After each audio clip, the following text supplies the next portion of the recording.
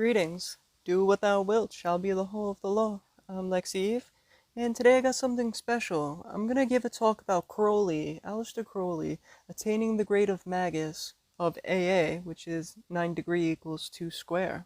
So, with no further ado, I'm just gonna dive right in. So, in 1909, Aleister Crowley did several things of utmost importance to his great work. One, he began publishing the Equinox, and about the equinox, he states that in the event of global collapse due to the Black Brothers' rejection of the new Aeon, these books would be a new Ark of the Covenant. They would carry the Rosetta Stone of the Lima forward. Number two, he completed his scrying of the 30 Enochian Aethers in 1909 in the Algerian desert. And number three, he thereby officially attained the grade of Magister Templi. If memory serves correct, Aleister Crowley took what is today commonly called, quote, the Oath of the Abyss, somewhere between 1906 and 1909, but for the life of me I cannot find the exact date.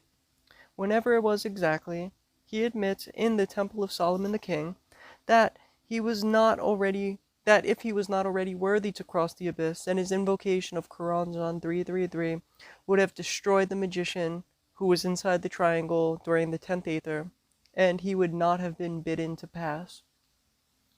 Then again, in the Temple of Solomon the King, Part 9, the text opens up with 4 natal charts, the last of which is titled the date of, quote, the annihilation of P. This natal chart is fully dated the 3rd of December 1909, 11:15 p.m., which corresponds exactly with the cry of the 14th Aether UTI.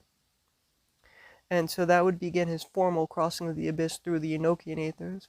And the formal crossing was completed after the cry of the 10th Aether Azox, which was completed 3 days later, December 6, 1909, between 2 and 4:15 p.m. There was then a 4-year period between the attainment of 8.3 and 9.2. Then in 1913, Aleister Crowley knew his next step was, as a Master of the Temple, to become a Magus. In the Paris Working, Liber 165, he began by invoking Mercury, but felt that he was not yet ready, as a Master of the Temple, to approach Mercury directly. I recall off the top of my head from that text that he kind of fears Mercury, for it could be a very tricky, hostile force to work with. Therefore, he divined that it would be most beneficial to first invoke Jupiter, as Chakma, the sphere of the zodiac and of the Magus, which is Mercury in its highest form, you might say, is supported by Chesed, the sphere of Jupiter. So here we begin the Paris Working, from which I will quote: Sol in Libra on 9/1913, Frater OSV, all sonuf vorisagi, which is I reign over you, in Enochian, accomplished the task laid upon him by the Great White Brotherhood, issuing number 10 of Volume 1 of the Equinox. Thereby, he being brought to the end of his resources, he bethought himself to pray unto the great gods of heaven that they would bestow favor upon him. For even as did Job, he cursed not God at all, that he might make a new sacrifice unto the magnum opus. End quote. In Liber 165 is composed 24 workings. The first several invoke Mercury, many of the rest invoke Jupiter, and it culminates in Crowley's identification with and assumption of the god form Amun-Ra, a solar deity. This is important, as I will make clear at the end of this video. Sol and the Wheel of the Zodiac have a unique intertwining pertaining to the grade of Magus. Much of the Paris Working was theurgical rituals, and many were coupled with sex magic between Aleister Crowley and Victor Newberg, who was his seer also for the Enochian Aethers in Algeria. Thus was the Magus begun, but this is only the very beginning of the grade. In order to get a very good idea of Crowley's initiation of becoming a Magus, I recommend the study of the following 5 books by him, which I am here in this video connecting and partially summarizing. Those would be The Confessions of Aleister Crowley, The Fished and Unfinished Novel, The Urn, The Diary of a Magus, The Magical Record of the B666, and of course Liber B vel Magi, subfigura number 2. Never officially published, but mentioned in the end papers of the Equinox Volume 4, Number 2, The Vision and the Voice, is a collection of Crowley's magical record entries, which he titled The Urn, Liber 73. You can find a PDF of this online, or by clicking the link in the description below.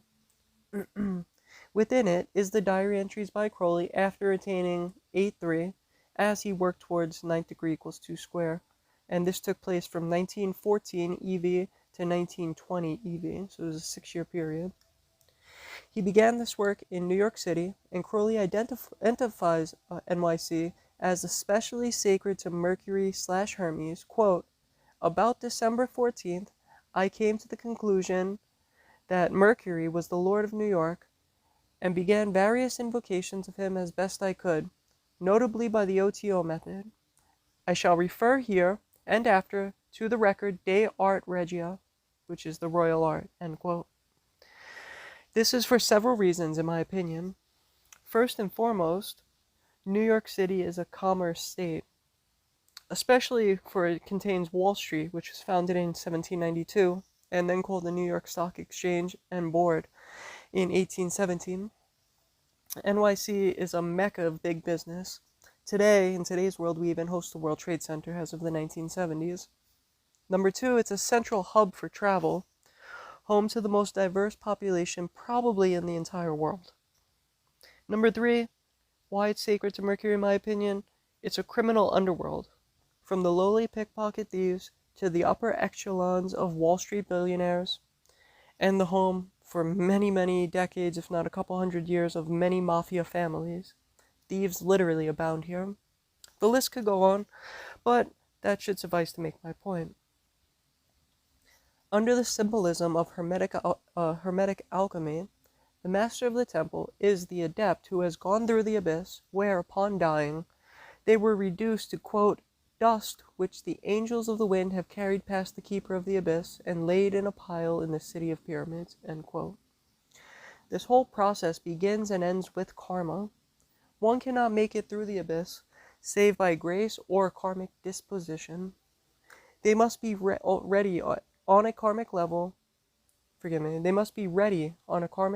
make it through the abyss, or else they will either stay in the abyss, be bounced backward down the tree of life, or worse, thrown from the tree of life entirely. But once the adept has actually made it through the abyss, there is a common misconception I've heard too many times, that the master of the temple no longer has any karma, but that is not the case at all. They have very limited karma. What is left must be further burned away, and it is the truly difficult part. Look at an alchemical spagyric. A base substance is shaken over months in alcohol. The alcohol obtains the chemical of the base substance and turns black. The base substance is strained from the alcohol and burned in usually a cast iron pot. This is the master of the temple burning their waste into a fine gray ash to retrieve the salt, which is placed in the urn, and thus they have become a magus as they undergo the fire of sulfur. This symbolic process is what is recorded in Crowley's 1914-20 diaries. It is all work of a mercurial nature, though much different from a mercurial work of Hod. To attain properly unto the sphere of Chakma, the man must be obliterated and become the word or logos. The formal requirements are given in Liber B vel Magi. For Crowley, this includes many hardships, even the stillbirth of one of his children. Let me say emphatically, though I am giving an account of what Crowley did to become a magus, that does not mean it will happen the same for everybody, or that this is applicable to any other person following his method.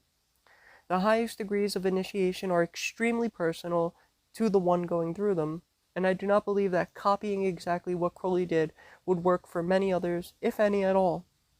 For Crowley, becoming a magus was becoming the Lema, his word, and coming into union with the Book of the Law. For past magi, Liber Aleph summarizes several very well-known magus and their words. For those of today's world, having come after the reception of the Lema via the Book of the Law, there are two ways one can become a magus, or at least according to AA. They can receive and utter a new word of the highest in accordance with the word of the Aeon Abrahadabra, or they can fully identify their being with the word of a previous Magus. They must also burn up their karma, which resides in the city of pyramids, as a pile of dust. There is an aspect to this grade that connects Maslow, the wheel of the zodiac, with Sol, the sun, but that I will explain a little bit later on. So let's take a look at the urn. Crowley begins the urn on December 31st, 1914 into 1950, and this record ends July 19th, 1918. Though the final 5 entries skip many weeks or months between each, with entries from September 17th, January, March, and finally July of 1918.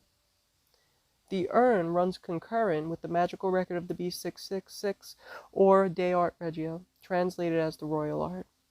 In this concurrent record, the most common practice is sex magic of the OTO variety. Stephen Skinner lists all categories of Aleister Crowley's 309 sex magic experiments in the foreword to the Magical Diaries of Aleister Crowley, which contains Crowley's record from 1923. You should be able to see on your screen now most of these categories, where money was 48 operations, praise, thanksgiving to the Lord Pan, or to the Lord/Pan, that was 40 operations, relations with people, to fascinate mistresses, etc. That was 22 operations. Skip a few, you could read those on your own. There were 8 magical operations for the Siddhi magical powers, which I'll explain a little bit later on. Then some for general success, 6 for youth, and there might have been 1 or 2 on the next page, but I think that this suffices. Money operations were the most common, which I find kind of funny. But like I said, I'll come back to the CDs in a moment. For now, let us look at his practices over the 3 years recorded in the urn. I quote that he had been doing and reciting, quote, certain psalms, certain divinations, and have been going thrice daily through the invocation Majesty of Godhead, as in Liber 64. Also, on going to bed, I have done dharana on an imagined figure of Hermes now and again, or the caduceus. I have been exercised with regard to the question of the possibility of my attaining the grade of Magus in this life. I seem to have no creative power or inspiration. I don't work at all. I do geomancy and all sorts of things." End quote.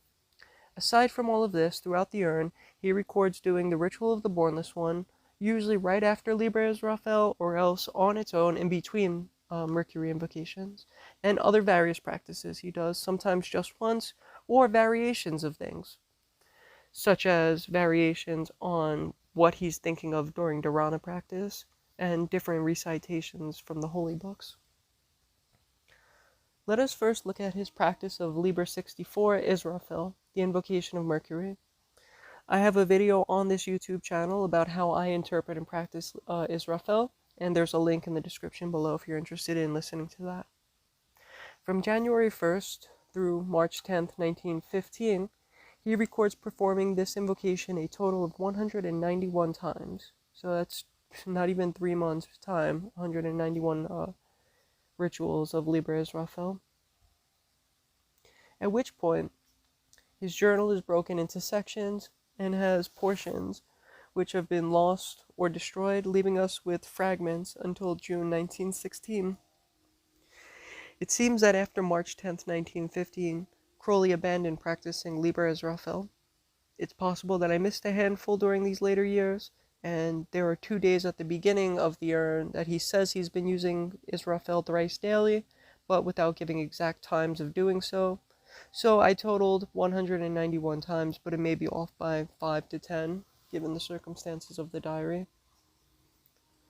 He records many other practices at this time, especially sex magic, as per the formula of 9th degree OTO, and the urn, in format, takes up a very new style after Israfel is abandoned. It shifts from part 1 to a fragmented page of part 2, and then very quickly to what is left of part 3 in its entirety.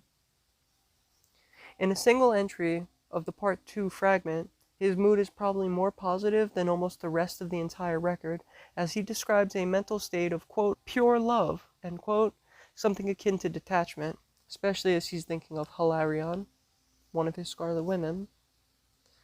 Besides Liber Israfel, there are two things in the urn that seem to me to be of the utmost importance to Aleister Crowley attaining the grade of Magus.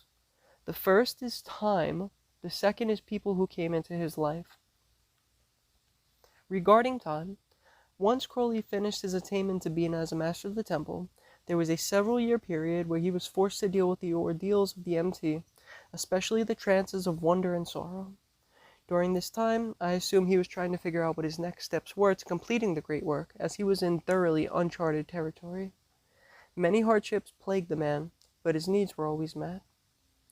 Towards the beginning of the urn, he writes, quote, "The man Crowley has been chosen to enunciate this law, that is, to exercise the essential function of a Magus, but he had yet to understand it, a task which involved the crossing of the abyss already described, and further, to identify his will with the law, so that his personality might act as the focus of its energy. Before he could be that pure will whose name is that word, he had to be purged by fire of all competing volitions, and this was done by those who had chosen him during this part of his life, which I am bound to record." End quote. To become one with his pure will, he would have to undergo severe ordeals, including poverty, slander, betrayal, and death. These things followed him through the Americas all the way to Cefalu. He writes in the record of the B666, or it may have been the Confessions as I'm going off of memory, that unless he was given direct instructions, it got to the point that he was not going to perform magic at all. He was literally protesting against the secret chiefs. It got that bad. But over the course of the decade of the 19 teens, he did have a revelation about his initiation to the grade of Magus. He noticed events were happening in relation to cycles of 73 days. The word Chakma, which again is the sphere of the grade of Magus, equates to 73. Chakma equals 73 when spelled. The footnote at the beginning of the urn shows that there are 21 Chakma days, each Chakma day being 73 Earth days. Thus, the tarot became a tool of identifying ordeals. The first Chakma day, Crowley notes that he was very alone, which, being corresponding to the Fool, makes sense as the Fool corresponds with Bina and thus no thing. Then on the 21st Chakma day, quote, "meets the ape of Thoth in early January. See Confessions, page 848, where he states that with her appearance his journey through the desert had reached its last stage." End quote. So, over the course of this period where he was abstaining from magic, he had several revelations that he just needed to do magic in order to get out of the funk, essentially. It pretty much just boiled down to that. It's usually these very simple truths that bring us out of the apophis stage of an initiation. So, the second thing of significance to Crowley was people coming into his life, written in the urn. 7 of them, in fact. As Hadith says in Liber chapter 2, quote, "Yet there are masked ones, my servants," end quote. These 7 masked ones in some way corresponded with animal-human hybrids, as one would see in the Egyptian pantheon, and they were each a sexual partner to Crowley and helped him initiate the grade. They are as follows: the cat, the snake, the monkey, the owl, the dog, the camel, and the ape. So the cat was Janine Robert Foster, the Scarlet Woman Hilarion. The snake, Helen Wesley. The monkey, Ratan Devi, whose name was Alice Ethel Kumaraswamy. Sorry for butchering that. The owl was Maria von Kothak. The dog, Anna Catherine Miller. She appeared on Chakma Day 14. Note corresponds with Atu 13, death, thus Anubis and the dog, so the dog appearing at this time is uncanny. The camel, Rodi Minor. The Scarlet Woman, Achita. The ape, Leah Hersig. The Scarlet Woman, Alostrael. I will not give full accounts of these women and their effect on Crowley's attainment, but if you are interested in learning more about them, there is much about them in his Confessions, and an online search of each name would definitely do them justice. They each in their own way pushed him forward, taught him detachment, and aided his great work. I remember he off the top just came to me just now, going off record here for a sec. The cat he identified as almost his perfect lover, but in a way of attachment, like the perfect girlfriend, the perfect, almost, I want to say something along the lines of housewife type love, but it was like a very attached, possessive type of needy love on his part, almost as if he fawned over her too much, and he noticed that in himself as a weakness. They weren't on equal footing in that capacity. Potentially, one of the most important of these seven women is the ape of thought, Leah Hersig, as she was present and witness to the final performance of Crowley's Attainment to Magus, which was the Cefaloedium Working, which I'll discuss at the end of this. So she was present in New York and actually went back to Cefalu with him to help him in the final piece of becoming a Magus. So, the process of moving from Bina to Chakma requires one to become the Logos of God. They must become the mouthpiece of the Ancient One. They must speak a law which will bind humanity as slaves to their attainment. And in my experience, anytime a magician ascends to the next sphere, they must have a current built up by their study and practice which will carry them forward with enough momentum to make it to their next sphere. For making the leap from Bina to Chakma, again, one must burn up the pile of dust in the city of pyramids and become a fine ash, suitable to be placed in the urn. Bina, being the sphere of Saturn by classical astrology, is riddled with suffering and pain of the knowledge that people who do not attain are trapped on the wheel of samsara by their own design. They are free to make the pursuit of liberty, but alas, the gates of hell are locked from within. Only a magician or an enlightened one can open said gate and walk out in the light of liberty. Hadid informs us, quote, existence is pure joy, that all the sorrows are but as shadows, they pass and are done, but there is that which remains, end quote. That's Liber chapter 2, verse 9. This is similar in essence to Buddhism, by the notion that all things are temporary. Thus, one should not be attached to anything, for in time it will inevitably diminish, changing into something else through death and destruction. But this statement is also the antithesis of Buddhism, that everything is suffering. This is so when one is in Bina, all appears to be suffering and sorrowful, especially due to the density and overpowering nature of Saturn. But this is not so in Chakma, not beyond Bina. In Chakma, existence, all of it, is pure joy. Everything happening is the result of Nuit and Hadid in their love embrace. Though Nuit says, quote, Liber chapter 1, verse 29, for I am divided for love's sake for the chance of union, end quote. This division for love's sake is an illusion. Nuit and Hadid, which we are in constant union all of the time. It is only for us to see, experience, and understand. The single point of consciousness is always mingled with the infinite universe. If Hadid is the center of the universe, and Nuit infinite space, the center of infinite space is literally everywhere at all times. There is no difference between one and the other. Further, everything that is happening is permissible because of these two entities, and is mandatory for the evolution of the universe. Just as one cannot skip the painful parts of life, for these teach many things, such as not to touch a hot stove, the universe is operating in the same way. Stars must burn out and explode for their energy to expand and construct new galaxies. Coupled with the above quotes from Liber, I often refer newcomers to a chapter 59 of Liber Aleph, quote, on the universal comedy which is called Pan. So therefore, my son, count thyself happy when thou understandest all these things, being one of those beings or bicomings whom we call philosophers. All is a never-ending play of love, wherein our Lady Nuit and her Lord Hadid rejoice. And every part of the play is play. All pain is but a sharp sauce to the dish of pleasure, for it is the nature of the universe that hath devised this everlasting banquet of joy. And he that knoweth not this is necessary as an ingredient, even as thou art. Wouldst thou change all and spoil the dish? Art thou the master cook? Yea, for thy palate is become fine with the great dalliance with the food of experience. Therefore thou art one of them that rejoice. Also it is thy nature as it is mine, O my son, to will that all men share our mirth and jollity. Wherefore have I proclaimed my law to man, and thou continuest in that work of joyance." End quote.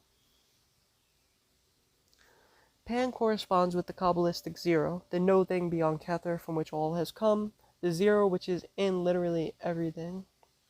Upon reaching this state of understanding that all is one thing, which is the nothingness, one can release themselves from the sorrows of the human condition and live in ecstasy and joy. From here I want to refer back to the urn. Looking at part 3, Crowley records many experiments of I'm going to butcher this, Anhelonium lewini mescal, similar to probably a liquid version of mescaline today. In my opinion, most hallucinogenic drugs should be ascribed to mercury for the colorful visions and auditory hallucinations they produce. They release the unconscious mind from the grips of the conscious mind and allow symbols to become one's reality. Sure, if you laid out all types of hallucinogenic mushrooms and you got down to the very specifics of each type of mushroom, some might have qualities akin to other spheres than Hod. But I'm speaking in a general sense. At the very least, peyote, psilocybe mushrooms, and LSD, to me, are of a mercurial nature. They all have the potential to bring the mind to peak states of consciousness if used correctly. The next part, I think, is of the utmost importance or value to the Elamites, and it pertains to Crowley's several-year initiation to the Grade of Magus. He took a retirement on Lake Pasquini in New Hampshire, and 3 important things happened. First, and quickest, was his practice of Liber D sharp, for discovering some of his past lives. Chapter 86 in the Confessions details this information better than I could do here. It actually tells you in detail some of his more important past lives that he received doing this past life regression work, and outlines some of the important factors that he saw of those lives. Liber D sharp, like Liber B, each really require their own video to do them justice, so I'm not going to break down either one of those texts or the surrounding influences on Crowley in chapter 86 of Confessions.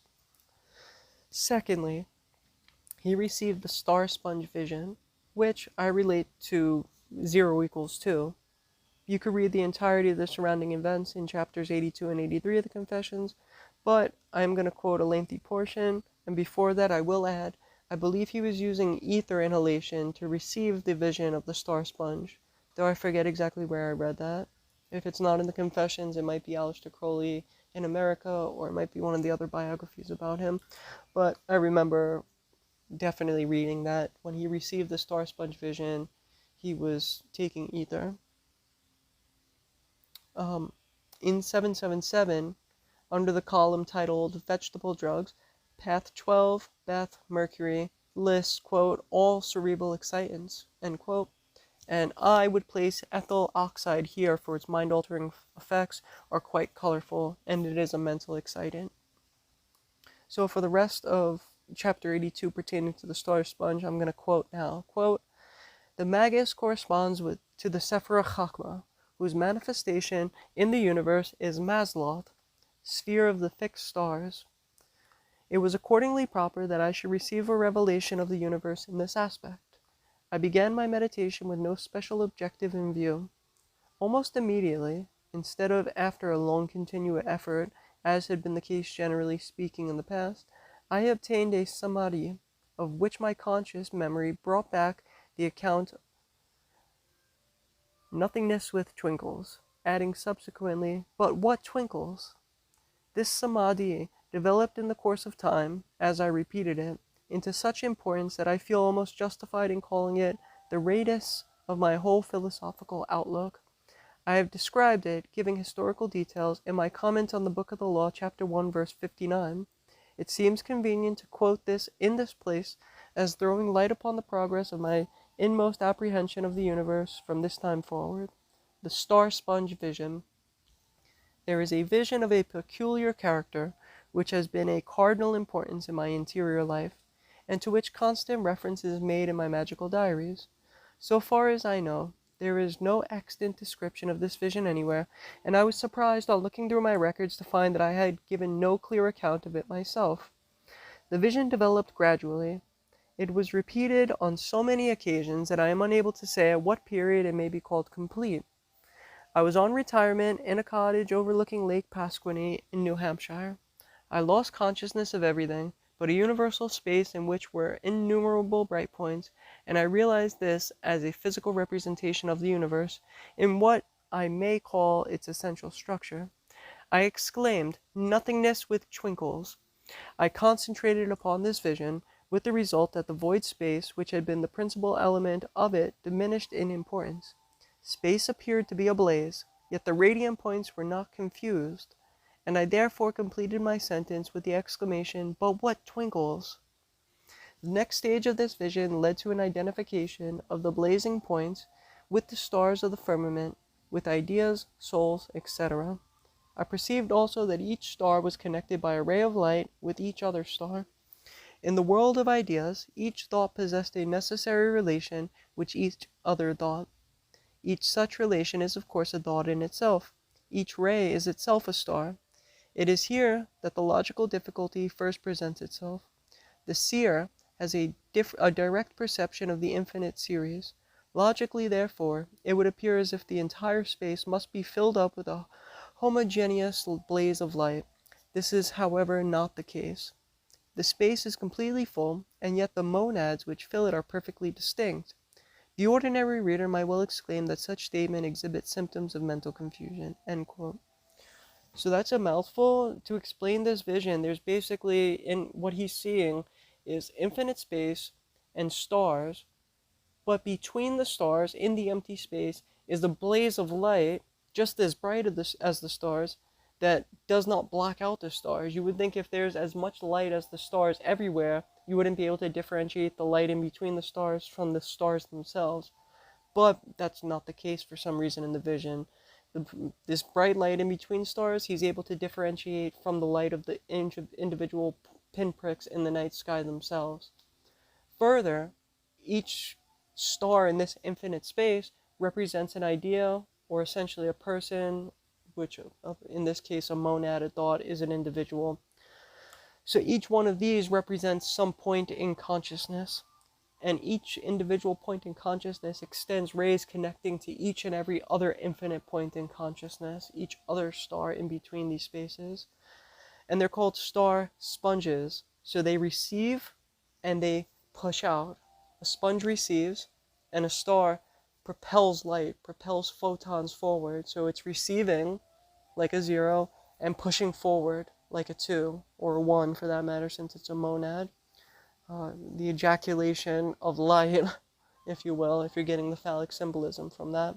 So the yoni and the lingam, the 0 and the 2, it's the infinite space with individual points, yet the illusion is that there's space devoid of light in between these stars, yet there is infinite light in between them, connecting each star to each other star. If that makes sense, it can be a little bit confusing. If you have a better idea of the conception of 0 equals 2, it probably makes a lot more sense the way I explained it, but I hope that helps clear it up a little bit. Now, the third thing to occur to Aleister Crowley is much simpler than this. And I know of somebody who, on their own day, when they initiated the grade of Magus, allegedly, they claimed that they were doing a 12-day retirement of the sorts for the zodiac. So it was a 12-day retirement for the zodiac, which started at midnight. And this account from this person, they were reviewing their notes and had stepped out on their porch. Suddenly and violently, 3 large flashes of lightning struck not 5 feet away from them in rapid succession. And the lightning on the Tree of Life, though issued from Kether, can only descend through the tree through Chachma, Kether's messenger, the right hand of the Father, as the Christians would call it, who, with the right hand, would wield the lightning bolt. So what happened to Crowley was this, quote, "The storm struck deadly chill, and having been reminded recently of the lurking malaria in my blood, I decided to put on dry clothes. I must give a brief description of the construction of the cottage. It was of wood, built round a chimney stack and fireplace of brick. The main room faced the lake, and on the other side of the stack were a bedroom, which I did not use, and the kitchen. The main room where I slept, being occupied by my guests, I had to take my dry clothes into the bedroom. This room had two small windows.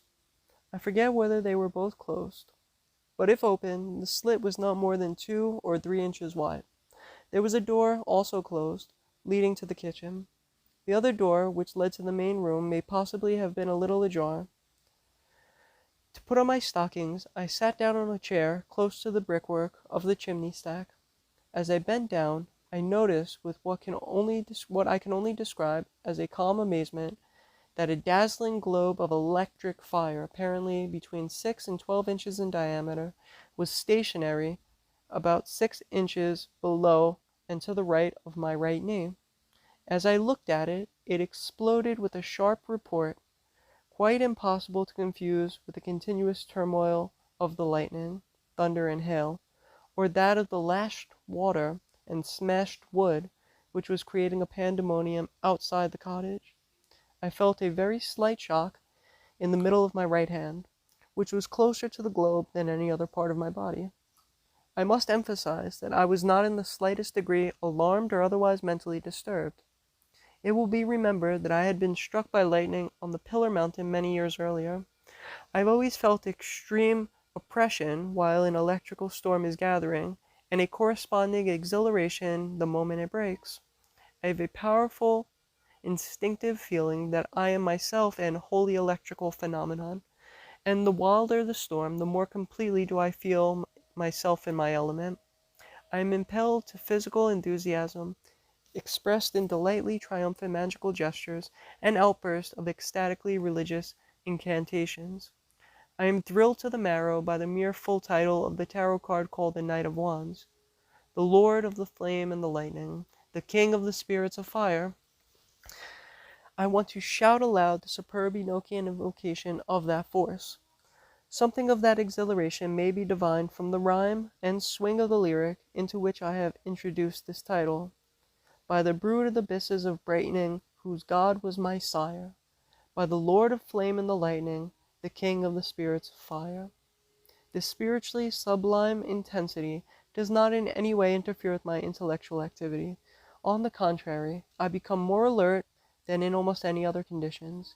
It is as if the illumination of the flash interpenetrated my spirit, as if my mental faculties entered into enjoyment of their ideal nourishment and simulation thereby." End quote. Besides all of this, Crowley performed many sex magic operations with several partners, especially in his flat in NYC. Important enough to mention in passing is his operations to attain the 8 magical powers or siddhis.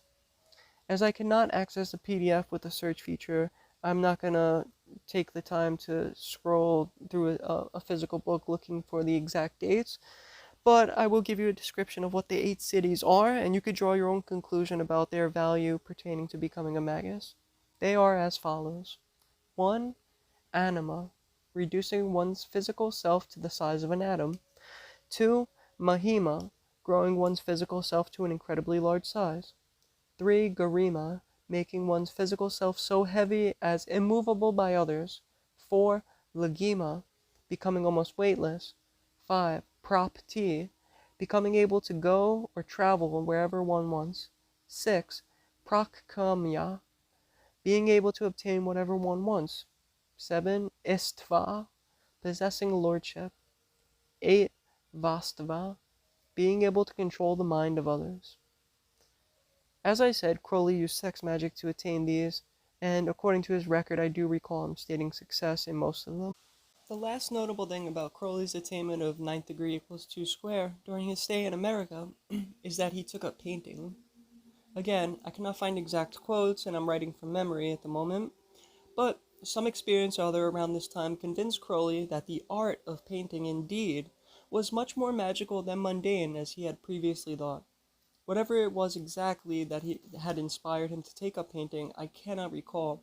But around that time, the 19-teens, from 1914 to 1920, he made many pieces, some of which are still around today in various museums, such as the infamous May Morn, which has a witch hanging from a tree with Pan playing the flutes, and with the mushroom phallus. I would ascribe painting to Mercury myself, as it is a tool to depict the unconscious or conscious mind through the medium of tools by hand. Not to mention the usage of primary colors, which make most other colors, which primary colors would correspond with Chachma quite nicely. We now reach the climax of Crowley's Magus attainment. After 6 years in NYC and traveling through the states, Crowley retired to his abode in Cefalu, the Abbey of Lima.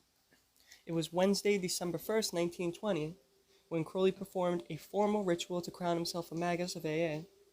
I here turn our attention to a book little talked about, which is titled The Fish. It is an unfinished short story by Crowley about the followers of Christ. It may be worth mentioning that fish are mercurial, for the rainbow reflection of their scales, but I will also quote from the Book of Thoth, first Atu 13, and then about the Magus. Quote, "In this card, Atu 13, the symbol of the fish is paramount. The fish, il pesce, as they call him in Naples and many other places, and the serpent are the two principal objects of worship in cults which taught the doctrines of resurrection and reincarnation. Thus we have Onanes and Dagon, fish gods, in Western Asia. In many other parts of the world are similar cults.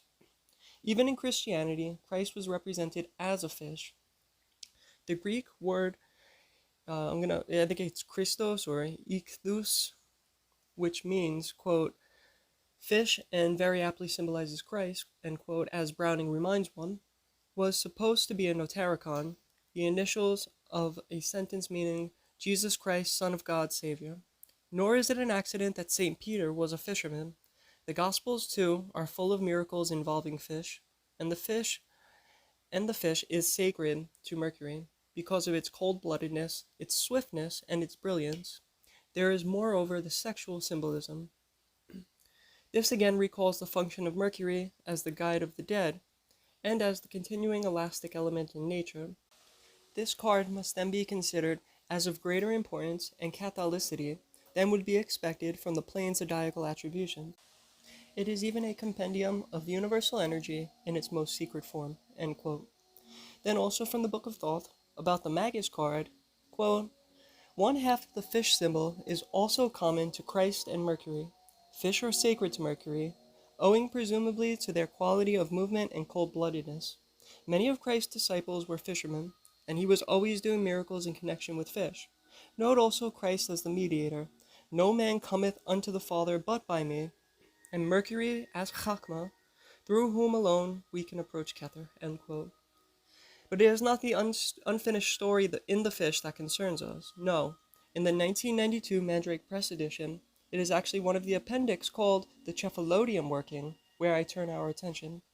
There is a PDF in the description below of the working you may download and review later, or use to follow along with me now.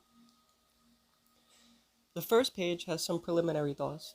He pulls 3 divinations, the first bibliomancy, the second from the Yi King, the third a tarot card.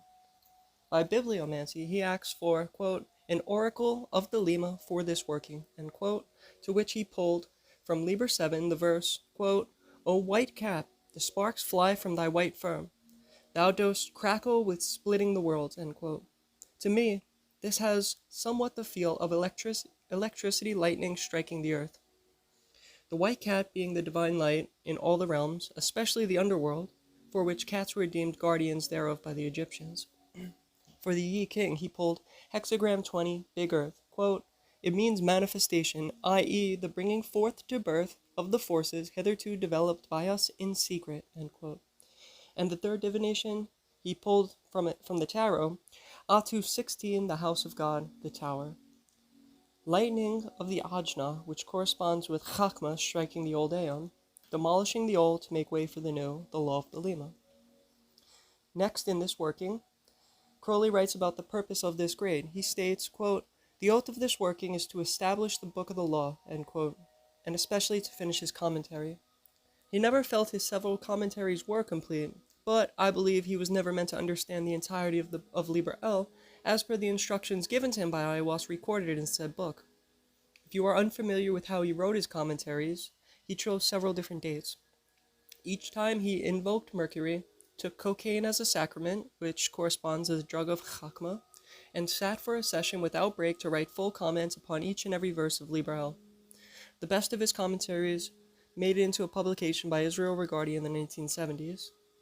To continue with the Cefaloedium working, quote, "First, therefore, in this work is Hermes to be invoked, and next the sun," end quote. I find this of paramount value to understand regarding the grade of Magus. Chakma is the wheel of the zodiac. In the center of the zodiac is the sun, the ruach, the intellectual part of the soul. When one crosses the abyss and their ego is obliterated, they are not actually destroying their sense of self. They are putting it into its proper place, wielding it as a tool that is absolutely under their spiritual control, rather than it controlling them. Therefore, for attaining unto Chakma, the relation of the conscious mind in zodiac must be understood. When one achieves Hadith, becoming the center of the universe, the true will is revealed by the HGA in Tifereth, but it stems from Chakma, where the root will exists and is birthed through Bina to the conscious mind. Note also that Hadid in Chakma, Hadid rests within he's the Kab, within the Kabs, within the Ku. So he's literally that point of light within the heart. So there's another connection between Chakma and Tifereth right there. Chakma and Tifereth have then a very particular commonality in this way, as does the light of Keter reflected through the moon into Tifereth, but that is for another talk altogether. For this working, it includes 3 magicians: Aleister Crowley, the Beast 666, Leah Hersig, Alostrael, the Scarlet Woman, and Genesthia, Neophyte of AA, whose true identity escapes me at present. The main ceremony begins with Genesthia invoking Tahuti. Crowley claims the invocation was successful, that he himself was afar off, and what follows in writing is what he was aware of, though Tahuti was the one performing the rest of the working through Crowley's body. Crowley writes, quote, "Firstly, the working shall establish the Aeon of Rahor Kuit by obeying the instructions given in the Book of the Law. Secondly, it is a working of Mercury and Sol, combining even as they are in the beast, so that the word of the working is Allah, 36 in Hebrew, the square of 6. Also, it's sigma 1 through 8 equals 36. Now, Aleph is Hadith, and He is Nuit, and Lamed is their balanced union." End quote. Here I pause just to note that in Liber 500, the lexicon, under the number 36, next to the Hebrew letters ALH, which spells Allah, it is written, quote, "Duke of Gabora in Edom, to curse, or a name of God attributed to Mercury," end quote. So here in the number 36, being 6 squared, and also sigma 1 to 8, is the name of God for Mercury. So we have a union of the Sun and Mercury for 6 squared, and also the name of God in Mercury.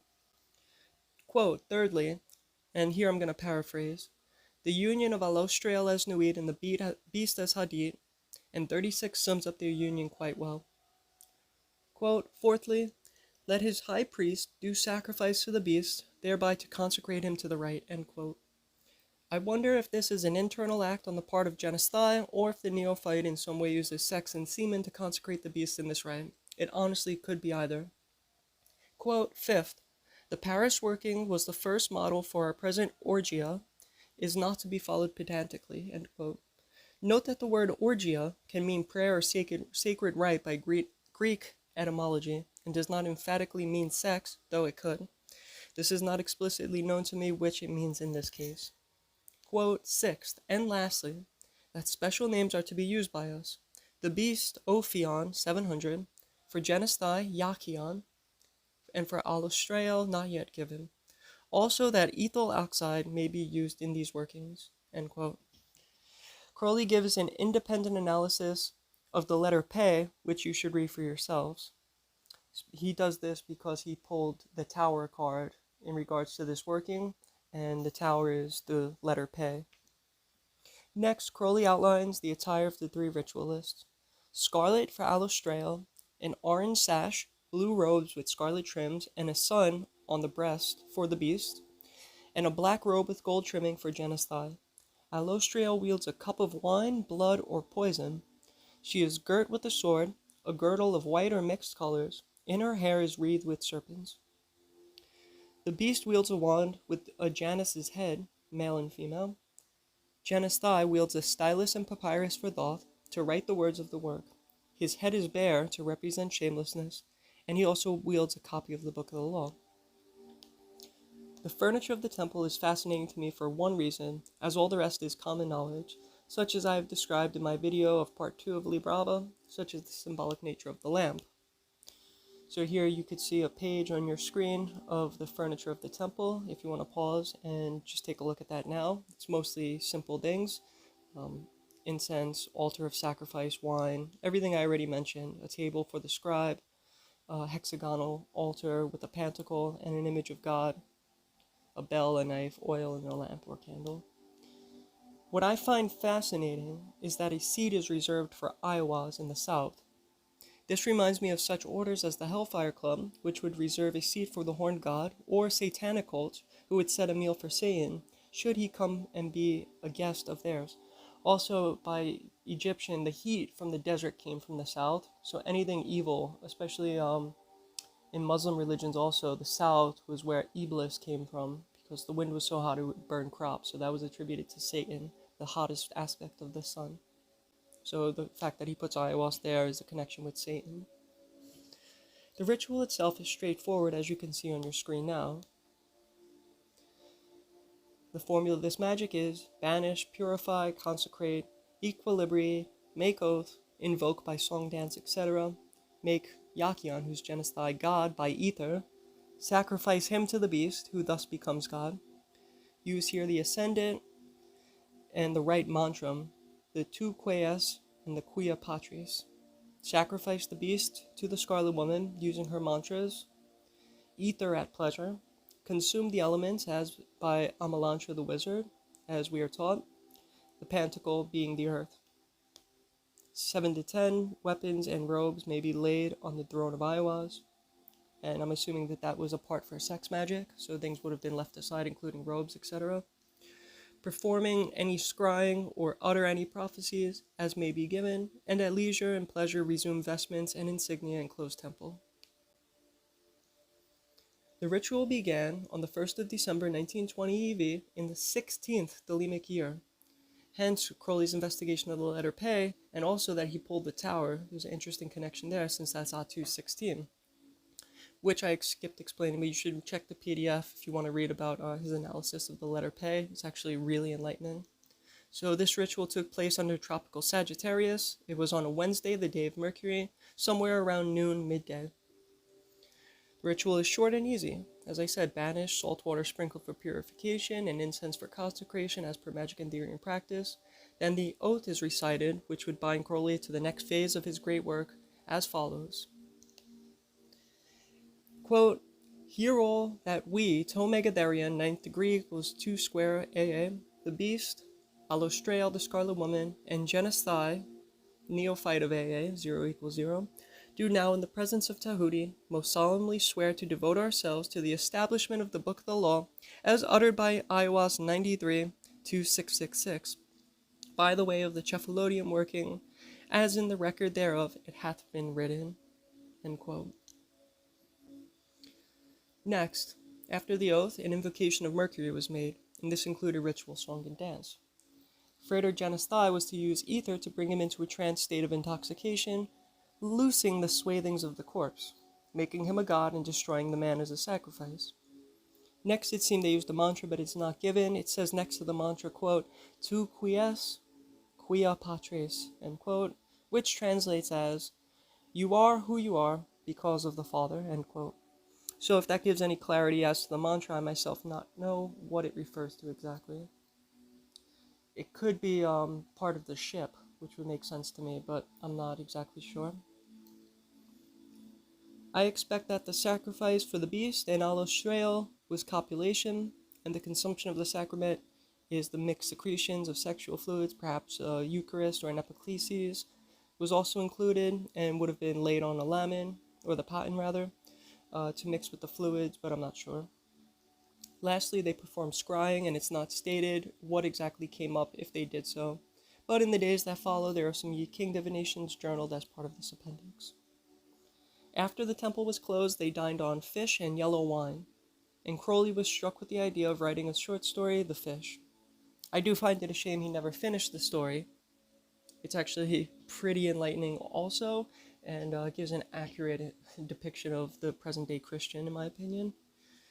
Fish, as I explained, are mercurial, and yellow is the color of air, as air is the element most closely related with Mercury. Also, if you look at Thought Tarot, Crowley chose the Magus to be depicted in full yellow. Hermes in full yellow. After this main ceremony, there were some other mercurial workings and some few divinations recorded. 2 weeks later, on Monday the 13th, the beast took an oath by placing his hand upon the vulva of the Scarlet Woman and binding himself under the universe thus, quote, Number 1, I, the beast 666, hereby and herein most solemnly swear and promise to devote my whole working time exclusively to completion of my comment on the Book of the Law. Number 2, I, etc., as before, swear that as soon as the comment is ready, I will take the book and cause it to be printed, bound, and issued in the manner ordained in the book itself, though I leave myself without money to buy my next meal, end quote. To these oaths he called to the gods of Thelema and then invoked Iowa's, quote, to aid me to keep them, the oaths, and in all other ways soever to forward the work, end quote. Well, though he never did publish a commentary that he felt was adequate, as I said, Israel Regardie did indeed publish the Old and New Comments in the 1970s, and what work followed proved enough to light the flame of Thelema, as today there are thousands of Thelemites practicing over 100 years later, each performing the great work as outlined by Tomegaderia. In the months that followed this working, a few bouts of sickness passed amongst the 3 participants holed up in the abbey. This could be very common with magic. When working with highly charged and subtle forces, binding oneself to certain aspects of the great work can indeed cause ailments of various kinds, both physical and emotional. If you read Temple of Solomon the King, there are many times as Crowley was doing the ritual of the Bornless One, where he came under severe influenza. Practice went on at the abbey for the next couple of years. Besides for the working on the Commentary of El, Crowley wrote many other vital things, such as The Diary of a Drug Fiend in 1922 and Liber for Frank Bennett. In 1923, Crowley was evicted from Sicily by Benito Mussolini. Raoul Loveday, a practicing Thelemite at the abbey, died after drinking still water, which Crowley warned him not to drink for it was polluted. His wife, who resented Crowley in the first place, returned to the UK and slandered Crowley, making absurd lies about fornication of the worst variety and black masses taking place at the Abbey of Thelema. The British tabloids ate this up, and that is when the article was published titled, quote, The Wickedest Man in the World, end quote, and I believe there was another titled something along the lines of Black Masses in Sicily, but online I can't exactly find those 2 articles. I do think if you check Aleister Crowley in America, it has the exact names of the articles. After he left Sicily, Crowley went temporarily to Tunisia, and you can pick up his journey of that time in the Magical Diaries of Aleister Crowley, published by Stephen Skinner. This book was a record of his time allegedly in the midst of the ordeal of attaining 10th degree equals 1 square, becoming an ipsissimus of AA. Love is the law, love under will. I wish you all well. I hope you enjoyed this talk. Catch you all in the next one.